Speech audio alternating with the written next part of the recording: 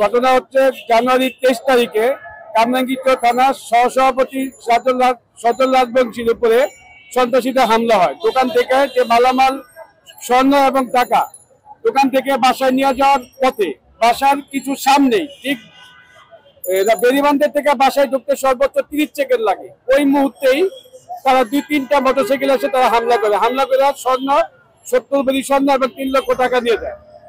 Same একই ঘটনা বনশ্রীতে এই যে আনোয়ার ভাইয়ের উপরে হয়, সেম ঘটনা ধানমন্ডিতে হয়। এরকম দিনে দুপুরে রাত্রে মানে কোনো সময় নাই, ডাকাত স্বর্ণকারের জুয়েলারির উপরে হুমকি ধমকি দিতেছে, হামলা হইতেছে। আমরা তো এই হামলা যদি স্বর্ণকারের উপরে যদি এইভাবে ডাকাতি হামলা হয় তাহলে আমরা ব্যবসা কিভাবে করবো?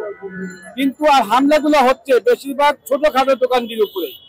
এখানে বড় দোকান যারা আছে এই যে জুয়েলারি অ্যাটিশিয়ান বাদুস, তারা কিন্তু আমরা যে ছোটখাটো জুয়েলারি দোকানদারে আমরা ব্যবসা করি, তারা কিন্তু আমাদের উপরে কোনো নজর দিচ্ছে না। তারা বড় মহাজন, তারা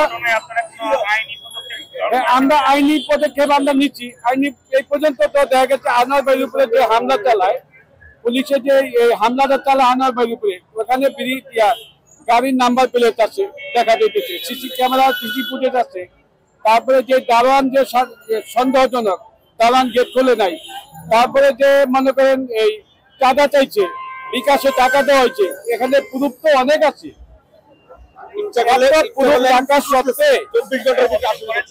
হ্যাঁ অবশ্যই অভিযোগ করেছে শাহজাহানপুরে বনশ্রী এলাকায়। আমাদের ঘটনা আমাদের কামরাঙ্গীর থানা আমাদের মামলা হয়েছে। মামলা করেছি জানুয়ারি 23 তারিখে রাত্রে। পুলিশ প্রশাসন আমাদের আগামীকাল গতকালকে রাত্রে আমাদের থানায় গেছিলাম, তখন ডিসি সাহেব আসছিল। ডিসি সাহেব তদন্ততে আসলো, তদন্ততে আসার পরে ওনারা গতকালকে রাত্রে আসছিল যে বনশ্রীর যে আনোয়ার বাড়ির ঘটনা, কামরাঙ্গীর যে সজলের উপরে যে হামলা, এই দুইটা হামলা একটা মেস করতে হয়েছিল। তখন ওনারা এসে বললে গেছে আমাদের কাছে যে আনোয়ার বাড়ির উপরে যে হামলা করছে যে একই বুলেট, আর কামরাঙ্গীর যে হামলা হয়েছে তারা বুলেট একই পিস্তলে সেম বুলেট হয়েছিল। একই বুলেট জল,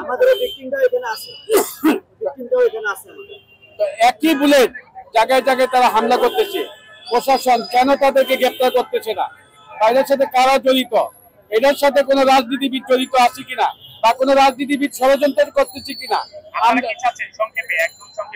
একদম সংক্ষেপে, কিন্তু আমরা প্রশাসনের কাছে আমরা নিরাপত্তা চাই, আমরা বর্তমান সরকারের কাছে আমরা নিরাপত্তা চাই। যদি আমাদেরকে নিরাপত্তা না দেয় তা আমরা তো ব্যবসা করতে পারবো না, আমাদের ব্যবসা করা সম্ভব না। আমরা অল্প কিছু পুঁজি নিয়ে বলছি।